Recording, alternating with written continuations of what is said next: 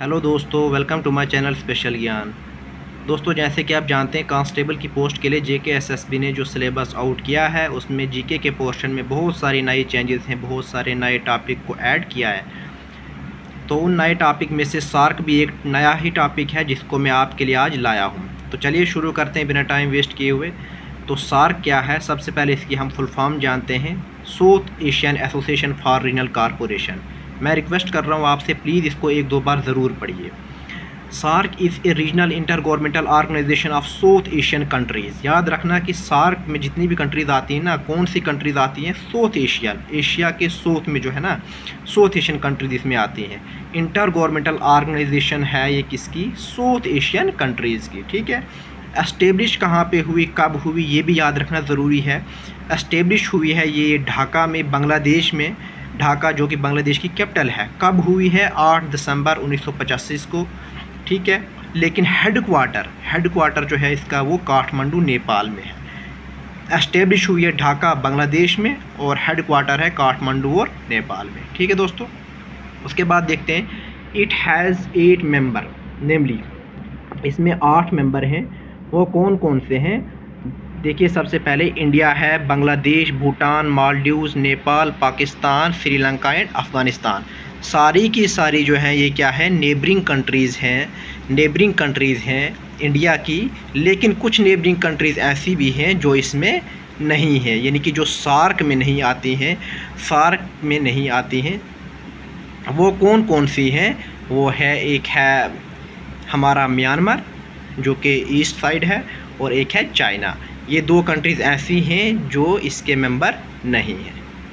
तो पूछा जा सकता है कि 4 कंट्रीज़ आपके पास होंगी, उनमें से जो है वो कौन सी जो है सार्क का मेंबर नहीं है। तो उनमें से हो सकता है एक ऑप्शन म्यांमार का हो या चाइना का हो।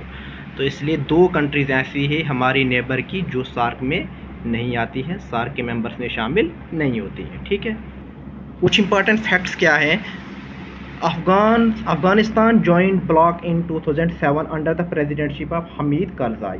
देखिए दोस्तों, ओरिजिनली सार्क में 7 ही कंट्रीज़ थी, लेकिन उसके बाद जो 2007 में अफ़गानिस्तान ज्वाइन हुआ है और फिर जाके ये सार्क के अंदर 8 मेंबर हुए हैं।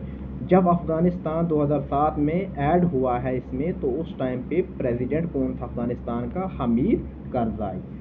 बहुत इंपॉर्टेंट है, याद रखना ज़रूरी है। और ऐसे भी क्वेश्चन पूछा जा सकता है कि 8th मेंबर यानी लास्ट जो है ज्वाइन कौन हुआ है सार्क में? तो वो है अफ़गानिस्तान।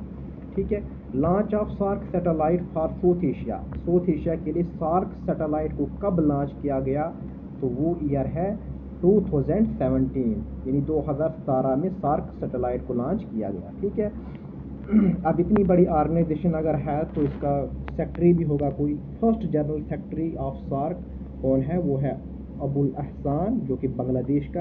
अब देखिए, बांग्लादेश में ही एस्टेब्लिश हुई तो बांग्लादेश का ही पहला जनरल सेक्रेटरी होगा। ठीक है। Current secretary general of SAARC जो है वो है मोहम्मद गुलाम सरवार। ठीक है। ये मैंने आज ही इनकी ऑफिशियल साइट से निकाला है। तो आज प्रेजेंट में क्या है? गुलाम सरवार। ठीक है। अब दोस्तों बात करते हैं आगे, कुछ समिट्स हैं इंपॉर्टेंट। देखिए दोस्तों, इसकी कुल जो है 18 समिट्स हैं, लेकिन फर्स्ट और हमें लास्ट याद रखना बहुत ही ज़रूरी है। फर्स्ट समिट जो हुई थी ढाका में ही हुई थी। वो कब हुई थी? 7-8 नवंबर को 1985 में ही, जब ये एस्टेब्लिश हुई थी। ठीक है। उसके बाद जो है ये देखिए, 18th सार्क समिट जो हुई थी ये हुई काठमांडू नेपाल में। ये हुई थी कब? 26 से 27 नवंबर 2014 में। ठीक है। 2014 के बाद कोई भी सार्क की समिट नहीं हुई है, कुल 18 ही हुई है, फर्स्ट और लास्ट। फर्स्ट हुई थी ढाका में और 18th हुई है काठमांडू में। और कब हुई है? 2014। ठीक है। No summit after 2014। 2014 से 14 के बाद जो है कोई भी सार्क की समिट अभी तक नहीं हुई है। ठीक है। अब कुछ इसमें क्या आते हैं, ऑब्जेक्टिव्स ऑफ सार्क। इसके क्या ऑब्जेक्टिव्स हैं, किस लिए बनाया गया है? तो to promote the welfare of people of South Asia and to improve their quality of life, to accelerate economic growth, social progress and cultural development in the region. ठीक है। तो यानी लोगों की भलाई के लिए, उनकी लाइफ क्वालिटी अच्छी हो, economic growth, social progress, cultural development, यही इन्हीं चीज़ों के ऊपर, इन्हीं मुद्दों के ऊपर ये सब चीज़ें, इकॉनमिक ग्रोथ अच्छी हो, कल्चरल डेवलपमेंट हो, है वेलफेयर यानी लोगों की भलाई के लिए, ठीक है। तो ये इसके कुछ ऑब्जेक्टिव्स हैं, तो ये उतना इम्पॉर्टेंट नहीं है लेकिन पता होना ज़रूरी है।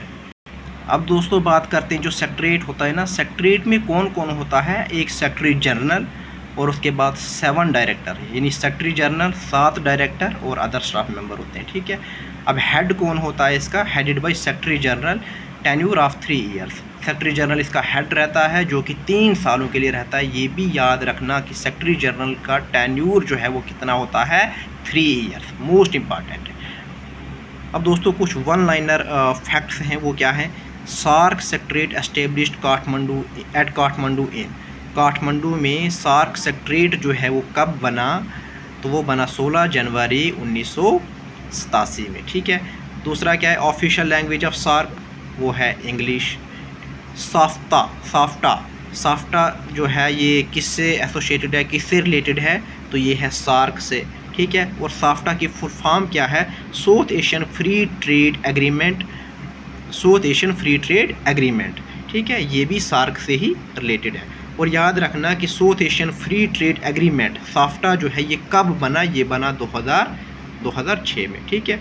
उसके बाद SAARC comprise 3% of world area, पूरे वर्ल्ड का जो एरिया है ना उसमें सार्क में कितना एरिया आता है, सार्क जो है कितना एरिया कवर करता है पूरे वर्ल्ड का, 3%, ठीक है।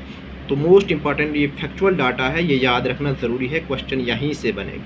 PM Modi provide 10 million US dollar to SAARC countries during Covid के टाइम पे पीएम मोदी ने 10 मिलियन US डॉलर दिए थे, किसको, सार्क कंट्रीज़ के लिए मोदी ने 10 मिलियन डॉलर, ठीक है। उसके बाद SAARC has given observer status to 9 countries.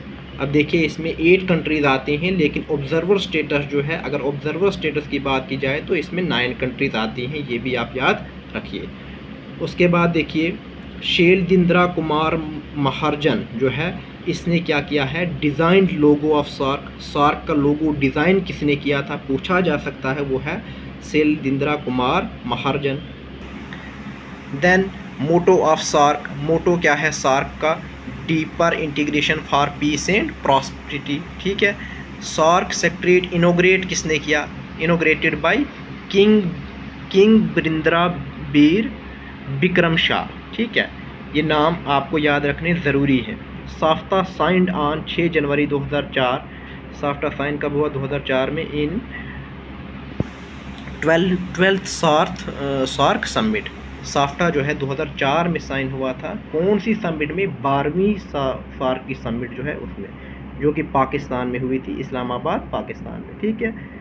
19th SAARC summit was cancelled which was suppose to be held in Islamabad Pakistan on 15-16 November 2016। दोस्तों मोस्ट इंपॉर्टेंट क्वेश्चन क्या है कि मैंने आपको ऑलरेडी बोला कि 18 समिट हुई हैं, जो 19वीं समिट थी वो शेड्यूल्ड जो थी वो इस्लामाबाद पाकिस्तान में होनी थी, कब, 2016 में, लेकिन वो कैंसिल हुई थी। पूछा जा सकता है कि 19वीं सार्क समिट जो है वो शेड्यूल्ड कहाँ थी, कहाँ होनी थी और कब होनी थी।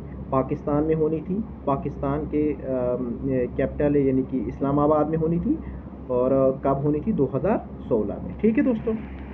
3 SAARC summit held in Pakistan, 3rd SAARC summit जो है ये पाकिस्तान में हुई थी, ठीक है। SAARC law commission was formulated in 1991, ये भी आपको याद रखना है, मोस्ट इंपॉर्टेंट। ये सारा का सारा फैक्चुअल डाटा है, यहीं से क्वेश्चन बनेगा। इस वीडियो में मैंने कम से कम शायद 25 से 30 मतलब क्वेश्चन ऐसे होंगे जो मोस्ट इंपॉर्टेंट होंगे, तो 10 या 12 मिनट की वीडियो बनेगी, इतना ही इसमें करना है, यहीं से क्वेश्चन आएगा। उसके बाद दोस्तों देखिए theme of the SAARC year 2016-17, इसकी थीम क्यों इम्पॉर्टेंट है, इसकी थीम इसलिए इम्पॉर्टेंट है कि 19वीं जो समिट होनी थी 2016 में ही शेड्यूल्ड थी इस्लामाबाद पाकिस्तान में, तो उसकी थीम जो है इम्पॉर्टेंट हो जाती है, क्या पता पूछ लें, तो वो क्या है, year of cultural heritage. Next क्या है, SAARC member highest population, SAARC के जितने भी मेंबर हैं 8 मेंबर हैं, तो सबसे ज़्यादा जो पॉपुलेशन है, तो पॉपुलेशन जो है वो कहाँ पे है, पाकिस्तान में हाईएस्ट पॉपुलेशन, नहीं सॉरी ये गलत है, ये रॉन्ग है। हाँ लिटरेसी रेट की बात की जाए तो लिटरेसी में कौन है, लिटरेसी में श्रीलंका है, ठीक है। अब उसके बाद देखिए सार्क चार्टर डे जो है, सार्क चार्टर डे जो है ये 8 दिसंबर को मनाया जाता है, ठीक है। India hosted SAARC summit in city other than her capital, यानी इंडिया एक ऐसा इसका सार्क मेंबर है जिसने सार्क की समिट जो है सिटी में की है, यानी कैपिटल में नहीं की, कैपिटल में नहीं की, कैपिटल को छोड़ के किसी और शहर में की।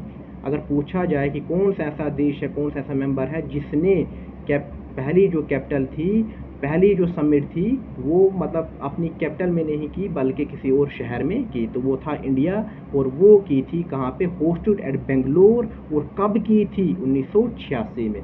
तो दोस्तों देखिए, जो सार्क मेंबर हाईएस्ट पॉपुलेशन की बात की जाए तो ये रॉन्ग है, यहाँ पे इंडिया आएगा क्योंकि चाइना के बाद तो इंडिया की पॉपुलेशन सबसे ज़्यादा है, ठीक है। अच्छा, उसके बाद देखिए largest country in area population के हिसाब से या एरिया के हिसाब से तो ये यहाँ पे इंडिया ही आएगा, ठीक है। Idea of SAARC as a regional corporation was proposed in 1980 by, यानी कि SAARC as a regional corporation, ये आइडिया किसने दिया, ये आइडिया दिया था ज़ियाउर रहमान ने 1980 में, ठीक है।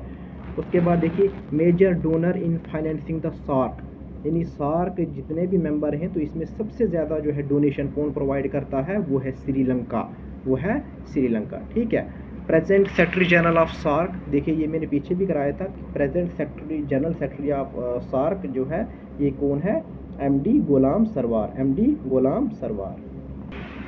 उसके बाद दोस्तों देखिए, हाँ, ये एमडी गुलाम सरवार जो है ये कब अपॉइंट हुआ है जनरल सेक्रेटरी सार्क का, 25 अक्टूबर 2023 को, ठीक है।